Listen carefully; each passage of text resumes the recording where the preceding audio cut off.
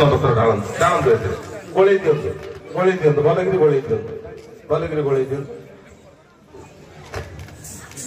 ଏଇଟା ଭଲକିରି ଭାଙ୍ଗି ଦିଅନ୍ତୁ ଖୋଲି ଯାଇଛି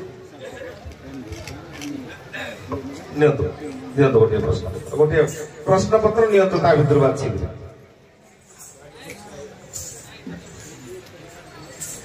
ପଢନ୍ତୁ ପ୍ରଶ୍ନ ପଢନ୍ତୁ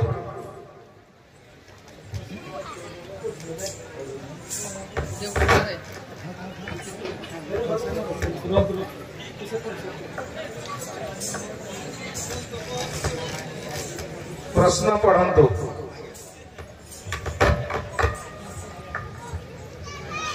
सारे प्रश्न है केउं दिन चंडाल को छुई गाधोइले देहरु समस्त प्रकार रोग व्याधि चली जाए भविष्य कौन प्रमाण अच्छे पुराण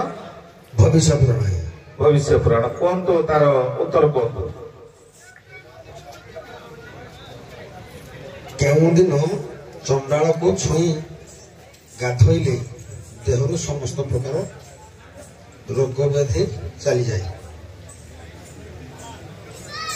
आज्ञा जेकोसी आज्ञा पूर्णिमा दिन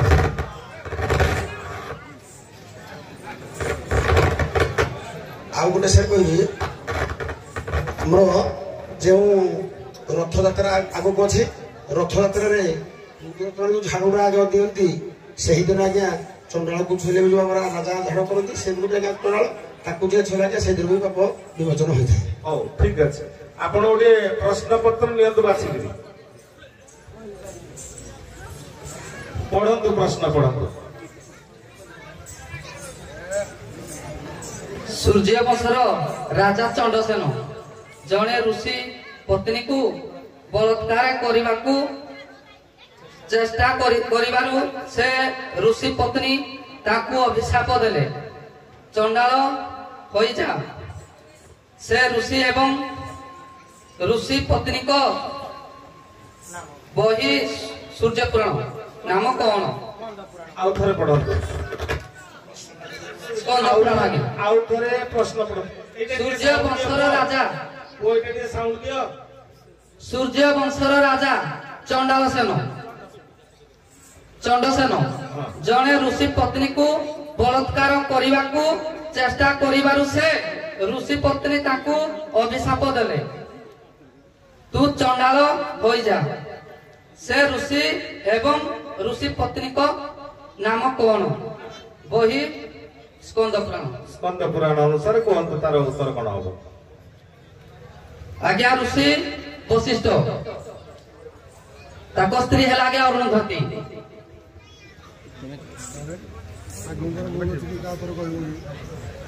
ए प्रश्न कहार थिला ए प्रश्न नीरव बापन थिला तार उत्तर समीक्षा करंतु आगो उभयकर उत्तर भूल अच्छे तमे ताको उत्तर कहबो कि ताको प्रश्न जो उत्तर कहले भूल अच्छे तमे ताको उत्तर कहबो आज्ञा कार्तिक पूर्णिमा दिन जो ताको उत्तर कहबो कि यदि सठिक कहबो एक नंबर यदि भूल कहलो नाच गीत समाज जहाँ नंबर पाई दो एक नंबर माइनस हबो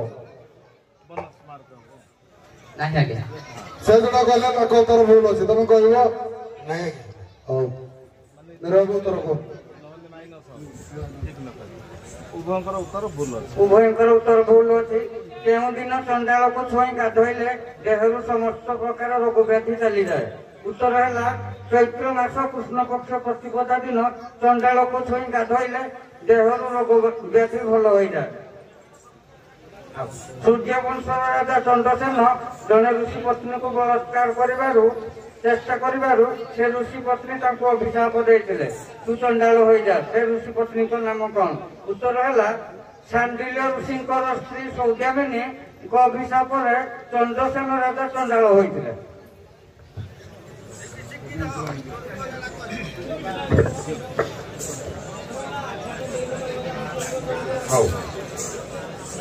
सर गोली दियंतु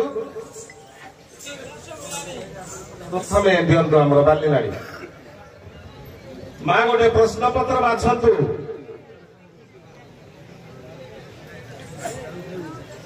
ନେଲେ ପ୍ରଶ୍ନ ନେଲେ ପଢନ୍ତୁ। ଆପଣଙ୍କ ପାଳି ସରିଛି, ଟିକେ ପଛକୁ ଯାଆନ୍ତୁ। ଏବେ ମା ମାନଙ୍କ ପାଳି। ପୁଣ୍ୟବତୀ ନାରୀ ବୋଲି କାହାକୁ କୁହାଯାଏ? ପ୍ରମାଣ ବଳରାମ ଦାସଙ୍କ ଲକ୍ଷ୍ମୀ ପୁରାଣ। ଆଜ୍ଞା, ପୁଣ୍ୟବତୀ ବୋଲି ୟାକୁ କୁହାଯାଏ।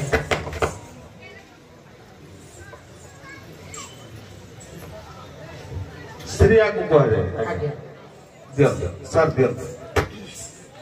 ଯାହା ଉତ୍ତର କହୁଛନ୍ତି ମୁଁ ଲେଖୁଛି।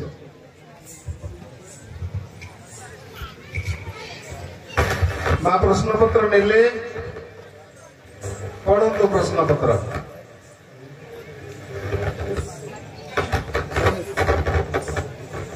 ଆପଣ ଟିକେ ପଛକୁ ଯାଆନ୍ତୁ, ଆପଣଙ୍କ ପାଳି ସରିଛି। ପଛକୁ ଯାଆନ୍ତୁ, ପଛକୁ ଯାଆନ୍ତୁ, ପଛକୁ ଯାଆନ୍ତୁ, ଯାଆନ୍ତୁ, ପଛକୁ ଯାଆନ୍ତୁ, ଯାଆନ୍ତୁ। ଆଉ ଟିକେ ପଛକୁ ଯାଆନ୍ତୁ। ନିରବତା ରକ୍ଷା କରିବା, ଟିକେ ଶୃଙ୍ଖଳା ରକ୍ଷା କରିବା।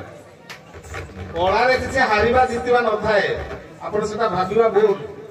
କଳା ପରିବେଷଣ କରିବା, କଳା ଆମେ ବଞ୍ଚେଇ ରଖିବା, ଇଏ ହଉଛି ଆମର ଧର୍ମ। କିନ୍ତୁ ହାରିବା ଜିତିବାକୁ ଲକ୍ଷ୍ୟ କରିକି ନାଚ କରାଯାଏ। ଇଏ କ୍ରିକେଟ ନୁହଁ ଯେ ଯିବାକୁ ଏଠୁ ଇଣ୍ଡିଆ ହାରିଗଲା ମନ ଦୁଃଖ କରିବା, ଦୁଃଖ କରିବା। ଆଜ୍ଞା, ବଶିଷ୍ଠ ବିଭାଘର ହେଲେ ଅରୁନ୍ଧତୀଙ୍କୁ, ନାରଦ ବିବାହ ହେଲେ ଚମ୍ପାବତୀଙ୍କୁ, ବିଶ୍ୱାମିତ୍ର କେଉଁ ଚଣ୍ଡାଳୁଣୀ କନ୍ୟାକୁ ବିବାହ ହୋଇଥିଲେ? ବହି ଲୋମହର୍ଷଣ। ଲୋମହର୍ଷଣ କେଟା କଣ? ଲୋମହର୍ଷଣ ବହିଟା। କୁହନ୍ତୁ, କୁହନ୍ତୁ, ବିଶ୍ୱାମିତ୍ର କାହାକୁ ବିବାହ କରିଥିଲେ? ଆଜ୍ଞା, ଇଏ ହଉଛନ୍ତି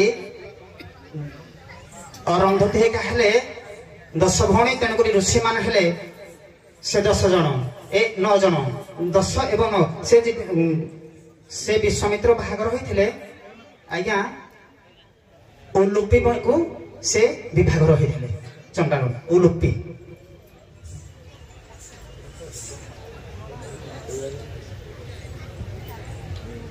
ଗୋଟେ ଉତ୍ତର ତ କହିସାରିଲେଣି, ଗୋଟେ ଛୋଟ କଥା କହିବି ଯେ ଦେବହୂତି ଆଉ କର୍ଦମ ଋଷି, ମହର୍ଷି କର୍ଦମ ଏବଂ ମା ଦେବହୂତିଙ୍କ ଗର୍ଭରୁ ନବକନ୍ୟା ଜନ୍ମ ହେଲେ।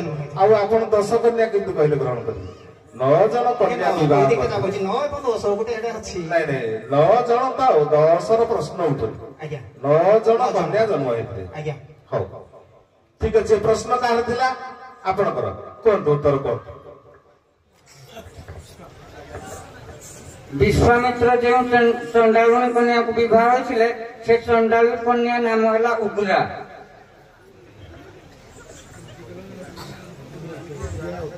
ମା ଆପଣଙ୍କର ଉତ୍ତର ଠିକ ନାହିଁ। ବାଲିନାଳୀ ମେହେନ୍ତ୍ରାଣୀ ମା ମୋର ଯୋଉ ପ୍ରଶ୍ନ ପାଇଥିଲେ, ସେ ପ୍ରଶ୍ନ ଥିଲା ମୋ ପ୍ରଶ୍ନ। ବଳରାମ ଦାସ ଲକ୍ଷ୍ମୀ ପୁରାଣ ଯେ ପୁଣ୍ୟବତୀ ନାରୀ ବୋଲି କାହାକୁ କୁହାଯାଇଛି? ପୁରାଣରେ ପୁଣ୍ୟବତୀ ନାରୀ ବୋଲି କାହାକୁ କୁହାଯାଇଛି? ମା ମୋର ଉତ୍ତର ରଖିଥିଲେ ଶ୍ରୀୟା ଚାଣ୍ଡାଳୁଣୀ। ମା ଦେଖନ୍ତୁ ବଳରାମ ଦାସ କଣ ଲେଖିଲେ ଲକ୍ଷ୍ମୀ ପୁରାଣରେ। ଯେଉଁ ନାରୀ ଆନନ୍ଦରେ ଅତିଥି ସେ ବଇ,